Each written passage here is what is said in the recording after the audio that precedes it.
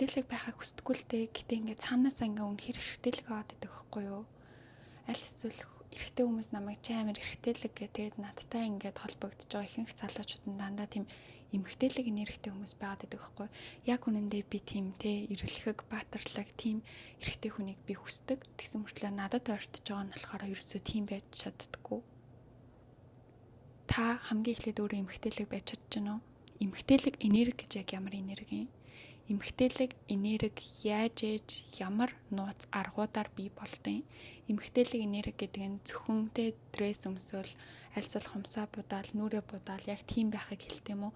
Эмэгтэйлэг энерги яаж өндөр байдیں۔ Эмэгтэйлэг энергийг эмэгтэй хүн хэр их ашиглаж чадна тэр хэмжээгээрээ тэр эмэгтэй өөрийнхөө давуу талыг маш сайн ашигладаг. Тэр хэмжээгээрээ яг өөрийнх нь карьер, өөрийнх нь гэр бүл, өөрийнх нь сэтгэл санаа бүгдээрээ ингээд тэнцвэртэй байдаг.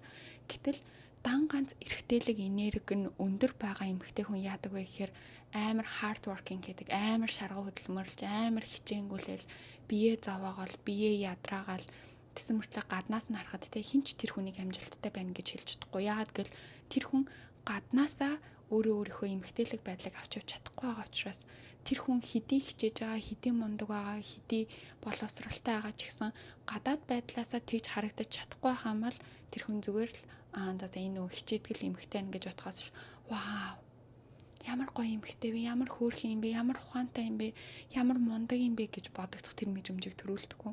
Яагаад вэ гэх юм бол тэр хүний эрэгтэйлэг энерги өндөр байгаа учраас. Тэгвэл яаж эрэгтэйлэг энерги биш эмэгтэйлэг энерги өндөр болгох юм? Яг яаж эмэгтэйлэг энергиэр бусдыг татах юм гэдгийг энэ бичлэгээр хүргэе. Нэгдэх нууц арга нь юу ч хүчлэхгүй байх. Одоо бид нэр альва нэг ямарваа нэгэн харилцаанд те чи надтай үерхэд байгаа мó ирэхгүй байгаа мó яа чи над руу залахгүй мó те гэл буцаж залгаал тэнгүүтээ дараа нь те одоо нөгөө нэг альва зүйлийг нэг хүчлэхгээд штэ чи яг одоо инг чи яг одоо тийг чи яг одоо хурж ир чи яг одоо те чи надад ерөөсө цаг зав гарахгүй чи яг одоо надад цаг зав гарга эн чин нөгөө зарчимтай эмэгтэй биш байхгүй юу эн чин зүгээр л чи тэр хүнийг удирдах гэж хичээж байгаа контрол хийж байгаа эмэгтэй зарчимтай эмэгтэй гэдэг чинь тайлбарыг нь хийдэг байхгүй юу одоо жишээлх юм бол би чамаас ийм мэдрэмж мэдэрч байна. Би чамаас те одоо чи намайг үнэлэхгүй байгаа юм шиг мэдрэмж мэдэрч байна. Хэрвээ чи энэ мэдрэмжийг өөрчлүүлэхийг хүсэж байгаа юм бол одоо ийм үйлдэл гаргасан нь дээр гэж би бодож байна. Гэхдээ хэрвээ чи энэ мэдрэмжийг өөрчлүүлэхийг хүсэхгүй байгаа юм бол ингээд надад чамтай хамтаах хэцүү байна. Гэт шууд ингээ үзэл бодлоо хэлдэг. Өөрөө зарчмыг хэлдэг. Тэрнээс биш чи шууд яг одоо надад цаг зав гарга. Чи яг одоо те намайг хайрлах. Чи яг одоо надад хүмүүс гоё бэлэг өгөх тахт надад гоё бэлэг өгөхгүй мө. Чи те надтай гоё дейт хийж явахгүй мө. Хүмүүс дейт хийгээд яваад байна штэ. Гэт тэр бол контрол хийж байгаа эмэгтэй. Тэгэхээр ийм эмэгтэй хүнд эмэгтэйлэг байх энерги бол яг үнэндээ амар бага байдаг. Яагаад вэ гэх юм бол энэ энерги нь яаж гарч байгаа вэ гэхээр одоо сонголтыг нөгөө хүндээ өгч чадахгүй байна гэсэн үг. Тэр зүйлийг хүчлээд байна гэсэн үг. Эрэгтэй хүн гэтэл ингээл тэг хүчлэгдэж байгаа юмдаа байхыг хүсдэггүй. Одоо эрэгтэй хүн чинь ямарваа нэгэн зүйлийг юм ангуучлах те ямарваа нэгэн зүйлд ингээ хүрэх одоо ямарваа нэгэн зүйлийг өөрөө бүтээх төрлийн энергитэй. Тэгтэл нэг хүн контролд алтай чи над руу залга, чи над руу холбогд, чи намайг хайрл, чи намайг те одоо ингээд авч үргэж байгаа юм бол инг тийг тэгээ баг надаас чи гэрлийг хийж суухгүй мó гэдэг ч юм уу те. Шууд тэр хүн шийдвэр гаргаагүй хад л шууд тэр хүний бодол дотор оронгуудаа ингээл холин маань ингэ нутгаж хаяал чи яг намайг инг тиг гэд ихэм хүсээд ирэнгүүт энэ бол зарчимтай биш энэ харин эсрэгээрээ контрол хийж байгаа эмэгтэй гэсэн үг. Контрол хийгээд ирэхээр эмэгтэй хүний одоо эмэгтэйлэг энерги нь буурдаг тийм учраас бити шийдвэр гарга. Тэр хүн чамайг тоохгүй байл тоохгүй л байна гэсэн үг. Тэр хүн чамайг тоохгүй байвал чи заавал тоолох гэж хичээх хэрэггүй. Заавал чи намайг тоохгүй штэ чи намайг тоолтоо гэж ингэх хэрэггүй. Зүгээр л окей. За би өөрөө ямиг хийх хэрэгтэй юм байна. Энэ хэрвээ энэ хүн биш юм бол окей. Надад өөр боломжууд байгаа. Өөр хүмүүс миний амьдралд гарч ирнэ. Би зүгээр л өөр дээр анхаарай. Би зүгээр л өөрийнхөө аз жаргалыг бодъё. Энэ хүнд би заавал тайлбарлаа те. Чи намайг хайрлал та би чамд амар хайртай штэ. Чи намайг анхаарал та би чамд уг нь амар хайртай штэ. Чи надаас илүү хүн олж чадахгүй штэ. Гэл ингээл те. Ямар ч шаардлага байхгүй. Зүгээр л өөр дээр анхаарад чи бити шийдвэр гарга зүгээр л шийдвэрийг үлдээ. Зүгээр л одоо тэр хүн X-ээ сонгоно, чамайг сонгоно. Одоо те чамаас нууцаар бичиж байгаа явуулдаж байгаа охиноо сонгоно тэ тэр хүний өөрийнх нь дурахгүй чи тэрийг шийдэх албагүй. Чи тэрийг зохицуулах албагүй. Чи зүгээр л ингээ хайчих хэрэгтэй. Блок хийх ч албагүй. Яагаад блок хийж байгаа вэ гэхээр хайртай байгаа учраас блок хийж байгаа байхгүй юу? Зүгээр окей. Чи тэр хүнийг блок хийхээ болгох юм бол тэр хүн байсан байгаагүй чиний амьдралд хамаагүй болж байна гэсэн үг. Тэгэхээр битээ блок хийж энергээ тэнд зарцуул. Хэрвээ чи блок хийчих юм бол чи дотроо бодно шүү дээ. Аа би тэр хүнийг блок хийцэндээ би ч муу хүн болчлаа даа. Өө би тэр хүнийг тэгцэндээ би ч ингэчлээ дээ гэж тэр хүнд чи энергээ зарцуулж байгаа байхгүй. Хэрвээ чи тэр хүнийг блок хийхгүй зүгээр л орхичих юм бол тэр хүн байсан байгаагүйгээс чиний амьдралд хамаагүй. Угаасаа чиний амьдралд тэр хүн орж ирээгүй учраас. Тийм учраас битээ блок хийж, битээ шийдвэр гаргаж, битээ тайлбарлаж, битээ контрол хийж удирдах гэж хичээж, битээ тэгж өөрийгөө стресстүүл. Зүгээр л ингээ үлдээчих. Өөрт нь ингээд хайчих.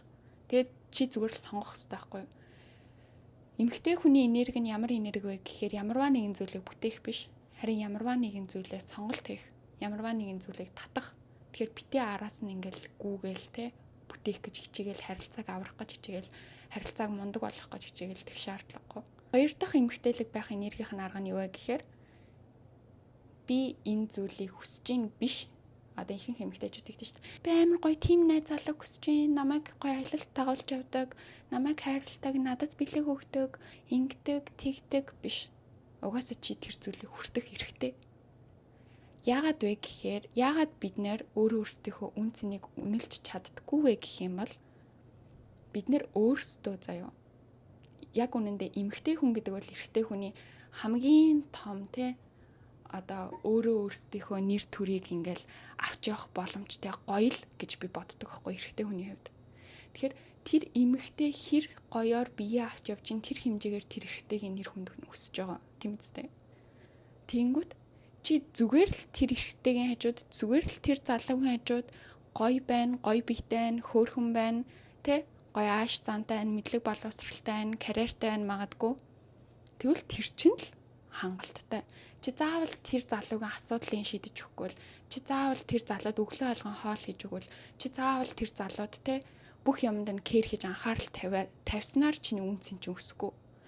Чи өөрийгөө зөв хүмүүжүүлсэн, чи өөрийгөө боловсруулсан, чи өөрийгөө хайрлсан, чи өөрийнхөө биеийг гоё авч явсан, чи өөртөө цаг зарцуулсан. Тэр чинь одоо чиний өөртөө зарцуулж байгаа бүх зүйл эргээд буцаад тэр залуугийн нэр хүндэд хамгийн том шагнал оруулж ирж байгаа байхгүй юу?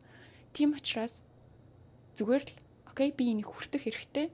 Угаасаа надад те энэ хүн сэтгэл гаргана. Угаасаа би яг баярын өдрүүдээр энэ хүнээс гоё бэлэг авна. Угаасаа би энэ хүнээр хүндлэгдэн. Угаасаа би те надтай хинч муухай харьцаж чадахгүй.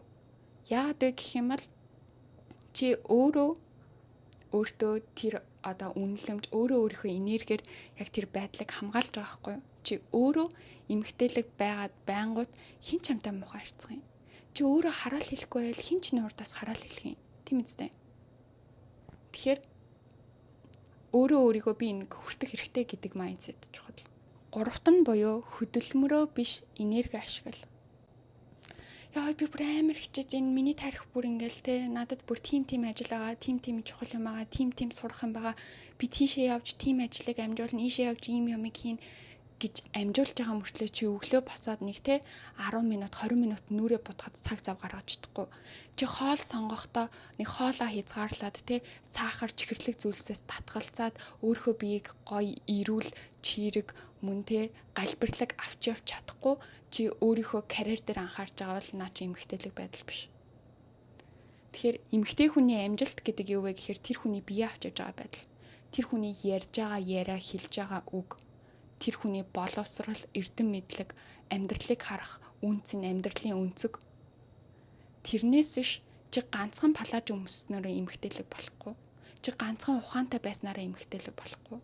Эднэр бүгдээрээ баланстай тэнцвэртэй байх хэрэгтэй. Тийм учраас хитрхи их hard working хийгээл, хитрхи их хөдөлмөрлөл, хитрхи их ном уншаал, хитрхи их өөрийгөө боловсруулахаас илүү бүх зүйлээ тэнцвэртэй авч явах нь чухал.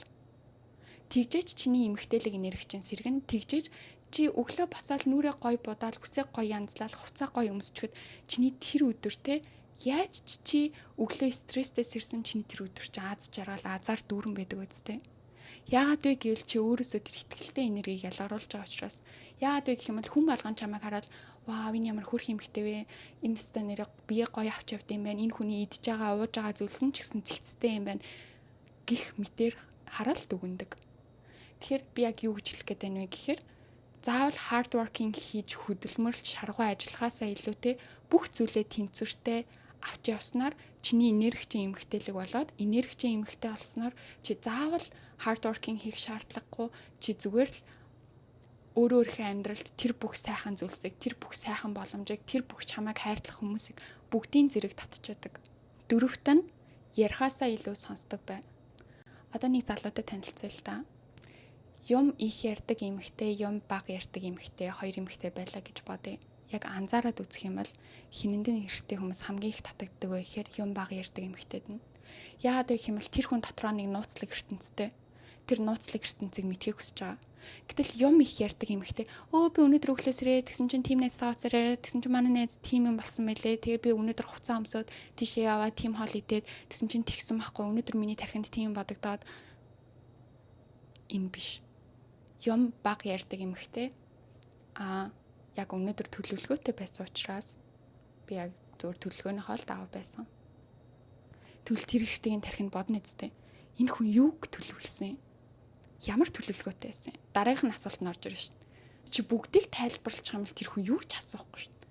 Энэ хүн чи ямар амархан те бараг ярьсан хүн болгондоо ингээл хамаг юм хэлчихдээ юм шүү гэд.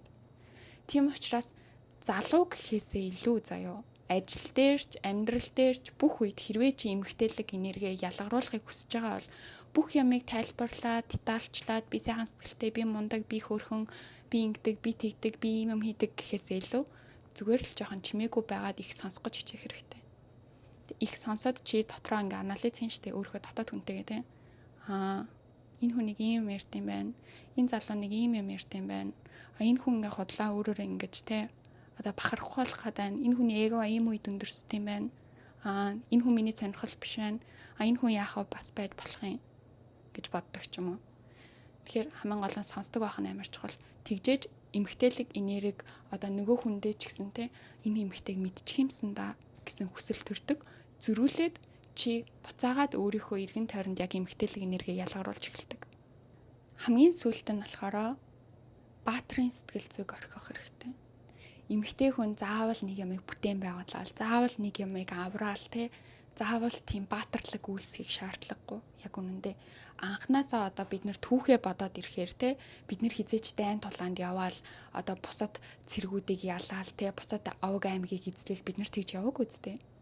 Бид нэр юу хийжсэн бэ гэхээр эмэгтэйчүүд ялангуяа эмэгтэй хатад юу хийжсэн бэ гэхээр тэр хүмүүс зүгээр л одоо нөгөө хааныгаа те дайн тулаанд явцсан байх хооронд нь тэр хайвыг ив түнжинтэй мөн дээрээс нь одоо амар тайван сэтгэл санаагийн эерэг ард иргэдийнхаа те тэгээд одоо тийм тэнцвэртэй байдлыг хадгалах гэж хичээж байсан. Тэгтэл одоо бид нэр заавал нэг юмд ялах шаардлагагүй. Бид нэр заавал нэг асуудлыг шийдэх шаардлагагүй. Тэгэхээр одоо болохоор нөгөө нэг бие даасан эмэгтэйчүүд гэдэг байдал амар өндөрсөн. Тэнгүүтээ бие даасан эмэгтэйчүүд маань бие даасан байж болно. Гэхдээ тэр чинь одоо өөрөө карьерийн хувьд бие даасан гэснээс биш заавал дэрэгдэх хүнийхээ бүх асуудлыг шийдэх гэсэн үг биш шүү дээ. Зүгээр л чи заавал нэг оролцох хэрэггүй зүгээр л тэр хүнийг хар. Асуудалд яаж ханддгийг хар. Энэ хүн асуудлаа миний оролцоотой оролцоогүй шийдэж чадчихна уу чадахгүй байна уу гэдгийг харах хэрэгтэй. Хэрвээ тэр хүн шийдэж чадахгүй байх юм бол ирээдүйд амьдралдаа гарч ирсэн ямар ч асуудлыг шийдэж чадахгүй хэрвээ тэр хүн шийдэж чадах юм бол ирээдүйд шийдэж чадах юм байна л гэсэн үг. Тийм учраас заавал оролцоол те. Чи ажиллахгүй байгаа мó тэгвэл би чамд энэ ажлыг санал болгоё гэх шаардлагагүй. Заавал оролцоол те. Чиний ийм юм чинь болохгүй байгаа мó тэгвэл би чиний энэнд чинь туслая гэх шаардлагагүй. Яагаад гэх юм бол ингэх тусам нөгөө эрэгтэй хүний чинь нөгөө эрэгтэйлэг энергийг нь бас дарж идэг бид нар. Яагаад гэвэл бидний эмэгтэйлэг энерги нь эрэгтэйлэг болж өсөөд эрэгтэй хүнийх нь эрэгтэйлэг энерги нь доошоо буураад байгаа байхгүй юу? Тэгээд эхлэхээр л одоо бид нартэй бүтээчи, бид нэр шийдчихье, бид нэр тусалчи. Уг нь л яг эмэгтэй хүний ухааны хувьд бол те энэ хайртай залуудаа тусалчих юмсан. Энэ хайртай залуугаа дэмжчих юмсан гэдэг сэтгэлээр хандж байгааг би ойлгож байна. Гэхдээ ингэх тусам чи өөртөө л одоо асуудал хураана. чи туслах гэж хичээх тусам өөрийгөө л стресстүүлнэ. Яад гэвэл тэрий чин хизээч энэ хүн намайг бодож ингэж шүү, энэ хүн намайг бодож туслах ч шүү гэж бодхоосаа илүүтэй тэр хүн цаанаа дотроо харьцуулт хийж байгаа байхгүй. Энэ хүн надаас өөр хүн юм биш үү? Би яг үндэ энэ хүний хувьд хангалтгүй юм биш үү? Тэр хүн хангалтгүй гэдгээ мэдрээд ирэхээр яах вэ гэхээр тэр хүн чамайг эмгтээлэг байдлаар харахаа болж эхэлнэ. Тэр хүн чамайг өрсөлдөгчийн сэтгэхүйгээр харж эхэлнэ. Тийм учраас хангалтгүй гэдгийг нь мэдрүүлэхгүй байхын тулд яг яах вэ гэхээр зүгээр л битээ оролцоо. Зүгээр л хар, зүгээр л ажигл. Хэрвээ чи дотроо энэ хүн надад хангалтгүй байшгүй гэж бодвол зүгээр тэр газараа тэнд нь үлдээгээд ингээд яв. Эсвэл зүгээр шийдвэр гаргаж чадахгүй бол зүгээр л ингээд үлдээ. Битээ шийдвэр гарга. Тэгэд эднэр бол яг ингээд эмгтээлэг энергитэй ордог. Бидний гаргадаг хамгийн том алдаанууд байлаа. Тэгээ эмгтээлэг гэдэг нь зүгээр дүгнээд хэлэхэд заавал те гадаад байдлаараа ийм гоё гэхээс илүү бүх юмаа баланстай, бүх юмаа тэнцвэртэй, хамгийн гол нь эерэг, тэгээд мөн дээрээс нь одоо өөрсдийн гэсэн зарчимтай дотоод үнцнээ би үүнийг хүртэх эрхтэй гэдэг байдлаар өөрөөсдийнхөө энергийг нэмэгдүүлж авч явах хэрэгтэй. Миний бичлэгийг үзсэн бүгдэнд нь баярлалаа. Love you guys. Би танарт гоё цэцэг өгье.